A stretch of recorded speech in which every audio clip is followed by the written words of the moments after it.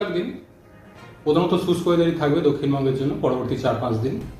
তবে পশ্চিমী ঝঞ্ঝার প্রভাব একটার পর একটা থাকছে। এখন যে বৃষ্টিপাতটা গতকাল যেটা হয়েছে, মেনলি পশ্চিমী ঝঞ্ঝার একটা পরোক্ষ প্রভাব থাকছে। সেই সাথে বঙ্গোপসাগর থেকে জলীয় বাষ্পের প্রবেশ যথেষ্ট বেশি রয়েছে। এই দুয়ের ফলেই এই বৃষ্টিপাত হচ্ছে। 28 তারিখ নাগাদ গিয়ে আবার একটা পশ্চিমী ঝঞ্ঝার প্রভাব, পরোক্ষ প্রভাব, প্রত্যক্ষ প্রভাব আমাদের রাজ্যে সেভাবে থাকবে না। তো পরোক্ষ প্রভাবে মেনলি পশ্চিমের কয়েকটা জেলা, যেমন পশ্চিম বর্ধমান, বীরভূম, মুর্শিদাবাদ, এই জেলাগুলো দু এক জায়গায় 28 তারিখ হালকা বৃষ্টির সম্ভাবনা থাকছে। উত্তরবঙ্গের জন্য মেনলি 28 তারিখে পশ্চিমী ঝঞ্ঝার প্রভাবে দার্জিলিং, কালিম্পং, জলপাইগুড়ি এই জেলাগুলো দু এক জায়গায় হালকা ধরনের বৃষ্টিপাতের সম্ভাবনা থাকছে। এছাড়া অন্যান্য জেলাগুলোয় প্রধানত শুষ্ক ওয়েদার, আংশিক মেঘলা আকাশ থাকার সম্ভাবনা।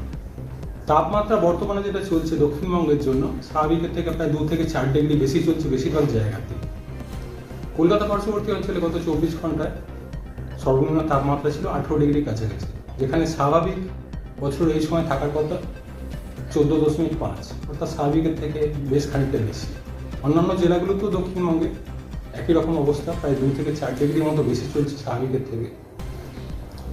তো আগামী 2-3 দিনে সামান্য একটু কমবে, 2 থেকে 3 ডিগ্রি মতো রাতের তাপমাত্রাটা সাময়িকভাবে। সেটাও যেহেতু আর একটা পশ্চিমী ঝঞ্ঝা এর পরে প্রভাব থাকবে, ফলে 2-3 দিন সাময়িক 2-3 ডিগ্রি মতো কমার পরে আবার একটু বাড়বে সাময়িকভাবে 2 থেকে 3 ডিগ্রি মতো। ফাইনালি ইয়ার এন্ডিংয়ে গিয়ে আবার উল্লেখযোগ্যভাবে তাপমাত্রা কমার সম্ভাবনা থাকবে। কলকাতা পার্শ্ববর্তী অঞ্চলে আগামী 24 ঘন্টায় সর্বোচ্চ তাপমাত্রা 25 ডিগ্রি কাছাকাছি থাকার সম্ভাবনা, সর্বনিম্ন তাপমাত্রা 17 ডিগ্রি কাছাকাছি। পরবর্তী 1-2 দিন হয়তো সামান্য একটু কমার সম্ভাবনা, 16 ডিগ্রি কাছাকাছি আসার সম্ভাবনা রয়েছে। তারপর আবার সাময়িকভাবে 1-2 দিনের জন্য একটু বাড়বে। ফাইনালি তাপমাত্রা উল্লেখযোগ্যভাবে কমবে ইয়ার এন্ডিংয়ে গিয়ে, স্বাভাবিকের কাছাকাছি আসবে বা স্বাভাবিকের নিচেও যাওয়ার সম্ভাবনা থাকবে। উত্তরবঙ্গের জন্য বর্তমানে তাপমাত্রা উত্তরবঙ্গের জেলাগুলিতে বেশিরভাগ জায়গাতেই স্বাভাবিকের কাছাকাছি রয়েছে।